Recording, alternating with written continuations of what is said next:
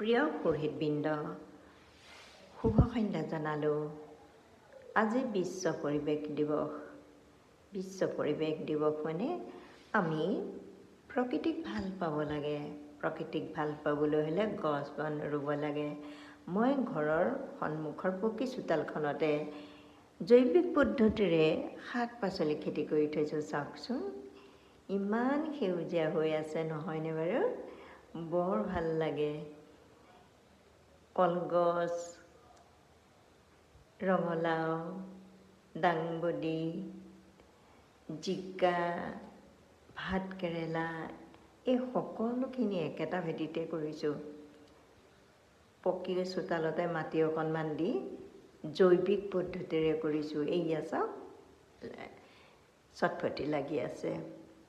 লেচেৰা মাহৰ পাতবোৰ কিমান সবল, ইমান ধুনীয়াকৈ সেউজীয়া হৈ আছে। ইয়া চাওক, লেচেৰা মাহ বা দাংবডি লাগি আছে, ইমান দীঘল হৈছে চাওক, বৰ ভাল লাগে।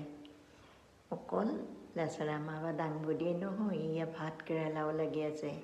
একেটা ভেটিতে অকণমান মাটি দি পকী চোতালৰ ওপৰত এনেকৈয়ে মই শাক পাচলি খাই আছোঁ।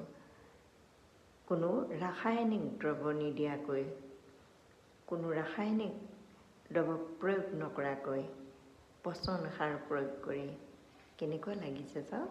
এয়া অমিতা পুলি, লিচু পুলি, সকলোখিনি মই পকী চোতালৰ ওপৰতে কৰিছোঁ। আহিছোঁ, ধন্যবাদ।